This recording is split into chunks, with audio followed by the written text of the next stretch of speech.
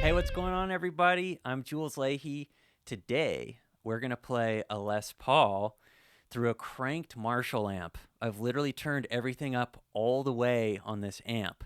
And we're just going to talk about how this works. It can be kind of crazy if you've ever plugged your guitar straight into an amp that's just turned up all the way. First of all, it's obviously super duper loud. And if you're standing kind of close to the amp, it can start feeding back and just howl. It does this sort of howling thing where it just like the notes don't stand a chance. They just go straight to the moon. It's a really intense situation.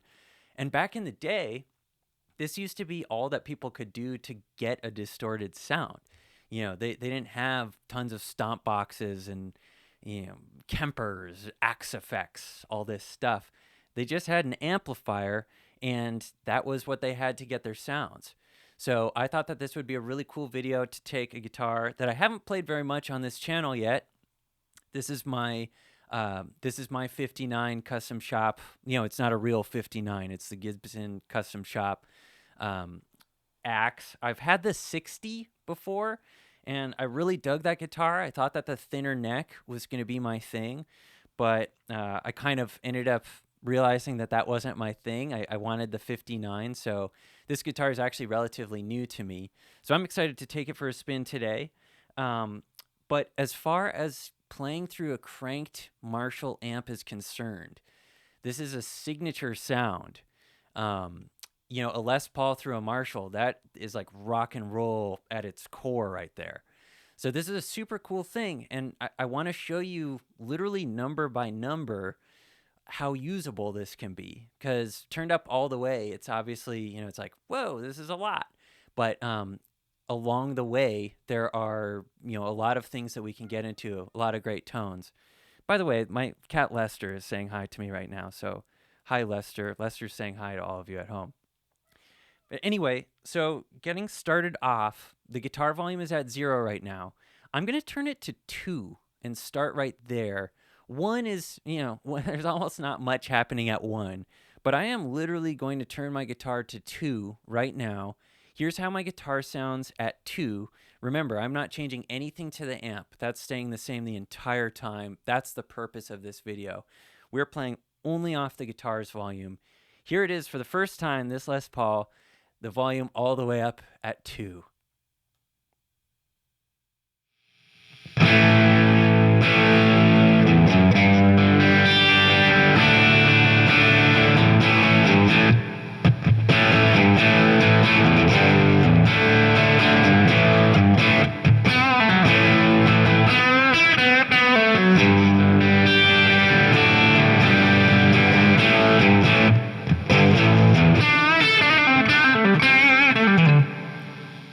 Okay, so that's the neck pickup. Pardon me, that's the bridge pickup. Here's the neck pickup, just so that you get the same idea. I'm going to turn it to the exact same number. This is bridge pickup at 2. Sorry, you listening at home, you're keeping better score than I am. This is neck pickup at 2 now, okay? So same exact number, different pickup.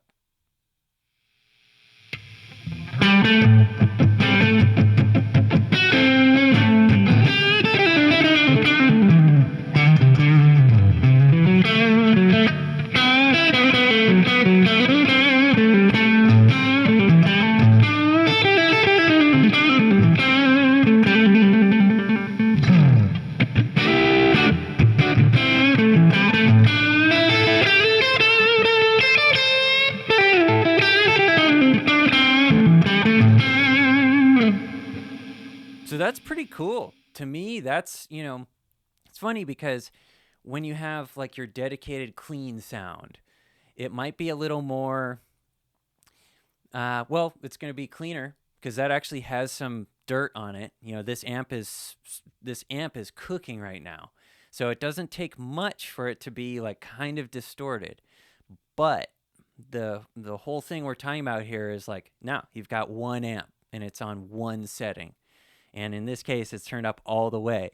So for me, on number 2 here, volume 2.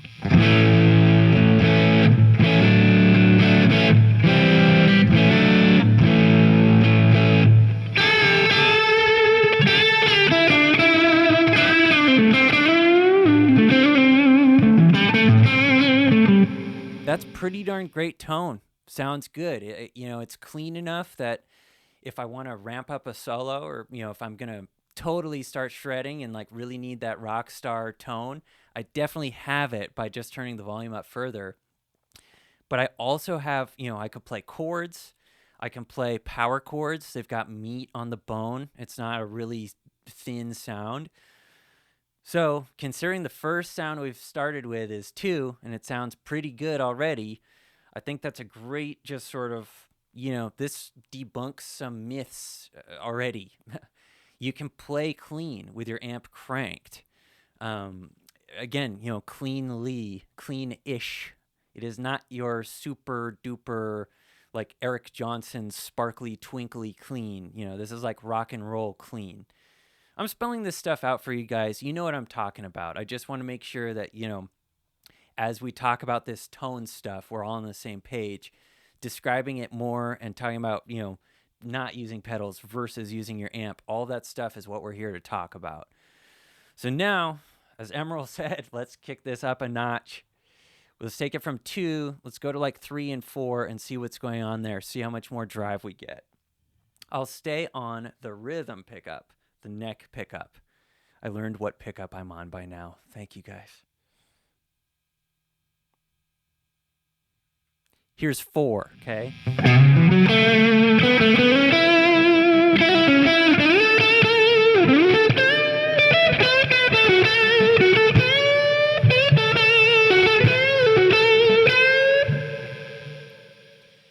So to me, actually, let me do the same thing. I'm going to play 4 on the bridge pickup now.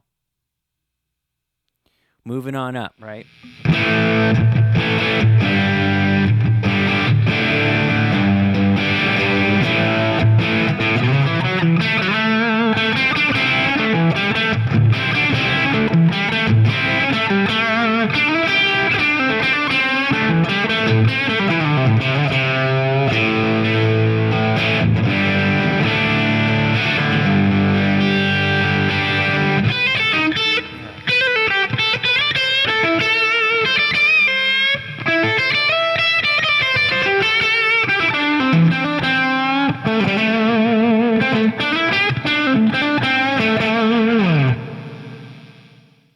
All right, couple flubs in there. Life goes on. It's A-okay. I'd say tone-wise, this is kind of entering like AC/DC territory for me. Those guitars, those rhythm guitar parts are so beautiful. They're actually not nearly as distorted as you might think when you're like, oh yeah, AC/DC. It sounds like this wall-o distorted guitars when you first hear it. But when you study those rhythm parts, it's kind of remarkable how it's actually pretty clean. It's kind of like this level of distortion. To me, it's like 4, 5. It's not everything's turned way up. That's oversaturated. So check this out again.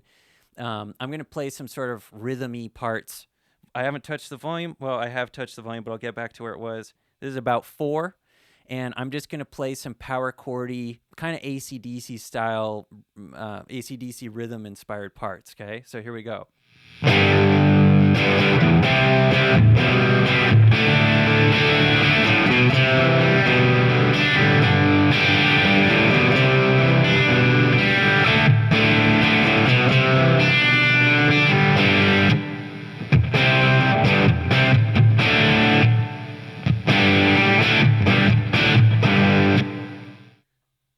That's pretty cool, right? Again, there's no stomp boxes, just our hands and the volume knob. That's what this video is about.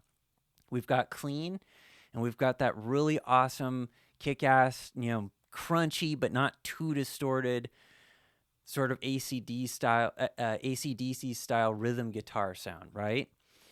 So that's what we've got so far, going up to 4. And now we're going to kind of cross that midpoint threshold. We're going to go 5, 6, and let's see how that sounds. Obviously, we're running out of numbers here. We're getting to 10 pretty quick. But let's see how 5, 6, and then the other ranges sound. And then we'll talk about kind of putting it all together. So here we go. I'm on the treble pickup. We're on the bridge pickup, and I'm going up to 6 right now. Here's how that sounds.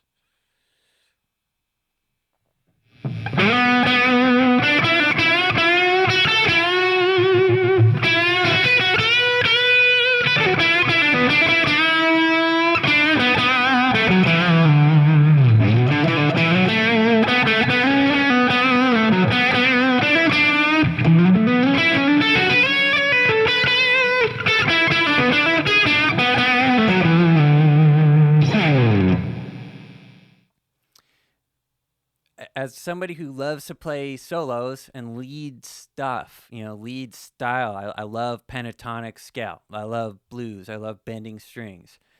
6 feels really good. It does not feel like, I'm missing something.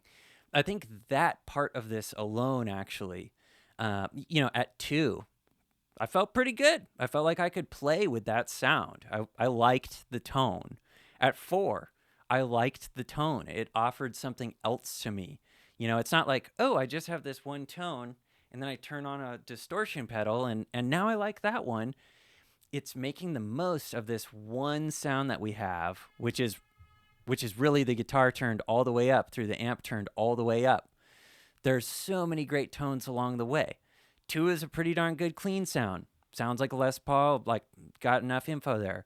4 sounds, man, it's like got enough it's got enough meat on the bone. It's kind of crunchy. It's kind of getting in that rhythm guitar zone.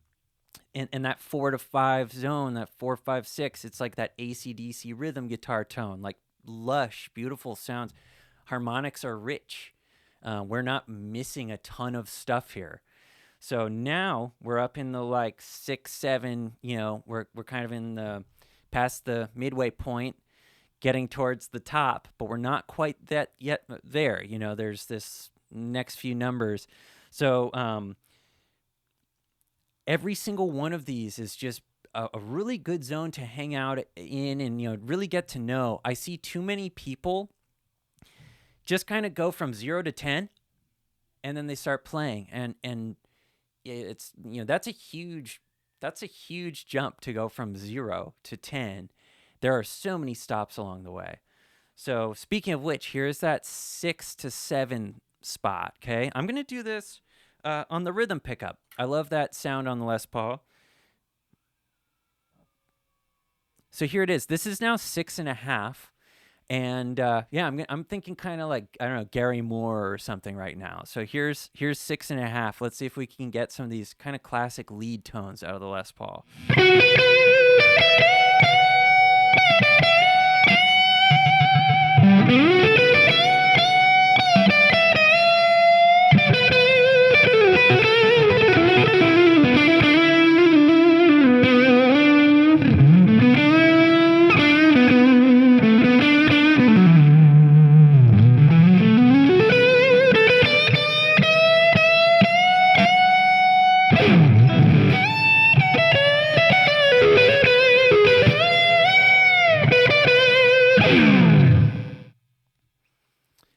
Awesome. I'm inspired playing at that level. I think that feels really good. Something that I've discovered in all the years that I've played, I've definitely, when my amp wasn't cooking the way that I wanted it to be, maybe it's because I did a bad job of setting it up. Maybe the venue's just simply too small to really turn the amp up the way I wanted to. I find that I don't have that much confidence playing with the guitar volume at 5 or 6. I always feel like, it's like there's more there. I just know there's more there. I'd rather turn on a stomp box and leave my volume at 10 because now I'm getting the most out of the pickups. So for me to feel confidence playing with this rolled back at about 6.5, knowing that there's this other zone that's right up next, coming up next, that I've kind of favored in the past. It's really cool to feel like I've got all these tones. That's yet a third different, slightly higher gain mode of the same sound. This is just very cool. And also, speaking of the same sound, that's the thing that getting to know an amp like this really allows you to do. As soon as we've got 4 different stomp boxes, we've got a Zen drive, and then we've got another drive, a tube screamer, and then we've got a boost. You can really hear these things coloring somebody's tone. When you have 3 or 4 stomp boxes going on, it can start to sound like they've got a lot of stomp boxes going on. And we would like it to sound like they have a killer amp and there's a great guitar player focusing on playing guitar. There are exceptions to this, of course. I think the number one most obvious sort of exception to me, there are a bunch, but Oz Noy is a player who uses his pedals so musically, you don't ever go, wow, yeah, he's amazing, and he has 7 pedals on right now. He's just using them all very musically. He's using the Leslie. He'll turn the Leslie on and then off for like 1 beat. So anyway, there are definitely exceptions to this. There are no rules to this. There are general guidelines. There are things that, I'd recommend you don't do. And handling a tube amp is one of these things. Like, you will learn how tube amps, you'll learn what they like and what they don't like after playing with them for many years. So for me, I'm in a zone now where with my new 2-Rock, I've had it for maybe 6 months or so, but it feels new. I'm still getting acquainted with it and still loving it every day. Now that I have that amp, I'm relying almost solely on it for distortion. So I'm playing this way, and it's great. It's really liberating to just trust your guitar's volume pot, trust your hands to get the tone out of it, trust that you know what 2 sounds like and what 4 and 5 feel like. And then instead of having a bunch of pedals, if the verse comes in and the chorus was just bumping, and now we've got the verse where we got to tuck it in because the vocals are coming in, boom, play a little softer, bring it down to 2. You're right there for the verse. Your solo's coming up. That's what we're about to talk about next. Boom, turn your volume all the way up and let it rip, right? So now we've got that whole range that we can feel really good about just right here on the guitar. No pedals, none of that needed. Speaking of 10 and letting it rip, sorry if you were hoping to hear that the very first thing when you clicked on this video. I'd say it's now time to turn it up all the way. And again, I have all the knobs on the amp turned up all the way. So now I'm going to turn the guitar volume up all the way. And I will say that this is super cool. This is very exciting and really fun. But in order for this to sound good, we're now responsible for a new level of, if we're recording or if we're playing a show, turning your amp up all the way and blasting at people, this is like kind of intense here. You're saying things loudly at people and you have their undivided attention at this point. This is great, but it's just our responsibility to handle the guitar in a way where we sound really good. I think practicing with your tone and everything cranked up all the way is super important. You're going to have some really unflattering things pop out of your playing, and we're going to want to try to hone in on those and control it, right? So here is the guitar turned up all the way, and I'm just going to play for a sec, try to get all the sounds that I can. I'm going to just kind of get my hands dirty, so to speak, and then we'll talk about it for a sec. Here is neck pickup, and then I'll do the rhythm pickup. Neck pickup and then the bridge pickup. One by one, all turned up to 10. Here we go.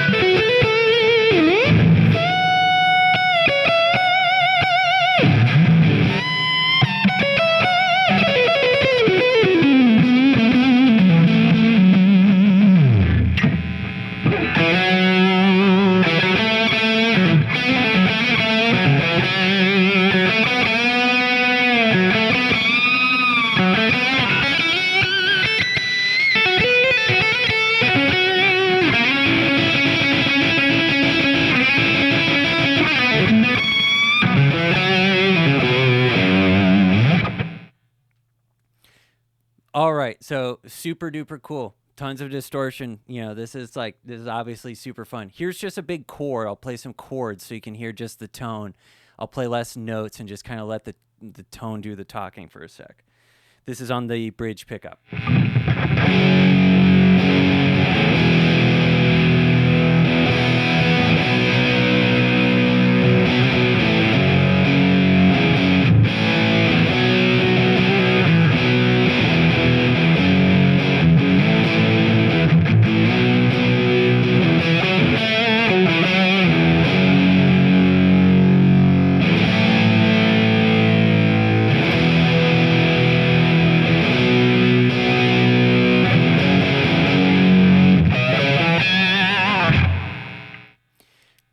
So you can see this is super fun. Obviously, playing with tons of distortion is really fun. Sounding really good is kind of a challenge. It's not impossible, but there's just this if we're gonna do something like this.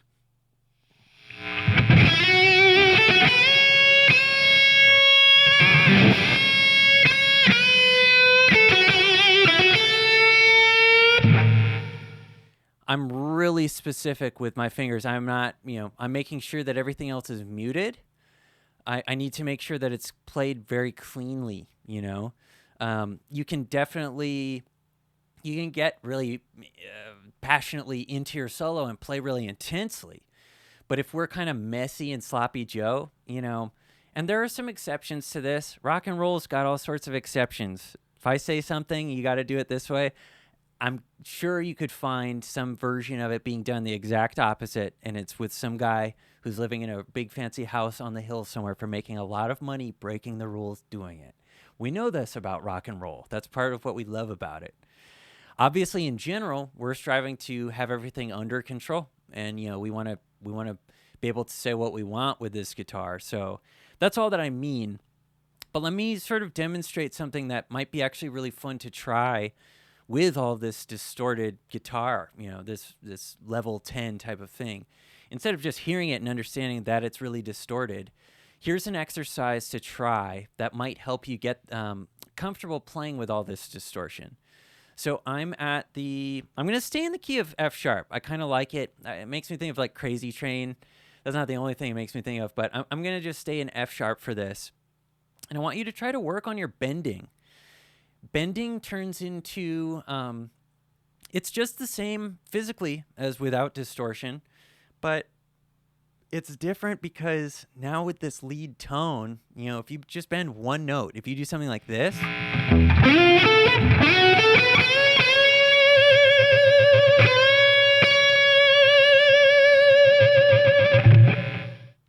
now it's like, oh man, this gets into the, it's not what you play, it's how you play it. It's how you say it, right? This is totally where if you can bend that one note, put some great vibrato on it with great tone, people are going to listen. They're going to be like, who's that guy?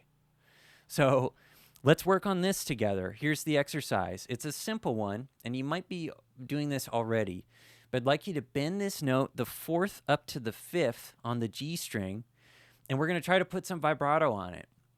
Then we're going to bend the flat 7 on the B string up to the high root on the E string. And we're going to do exactly the same thing. But I just want to demonstrate what, really putting some stinging vibrato on a note like this is like. Because if you bend up into the 5th or up into the root, this, if you can really do this well, this will turn people's heads. This will make people take note. Because if you do it kind of poorly, it's like, some other guy. I've heard this a gazillion times. But if you do this really well, people are going to be like, whoa, that was powerful. Who is that guy or gal?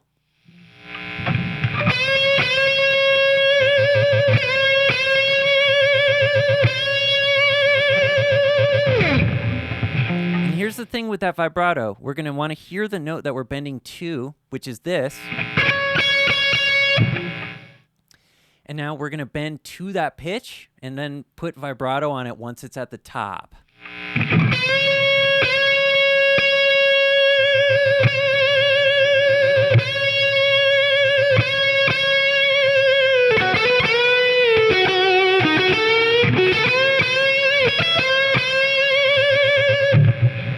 Now we're going to go up to the next string, and we're going to add the 7th bending up to the root. This is just such great little stuff to work on as far as your technique, string bending, your intonation. So check this out.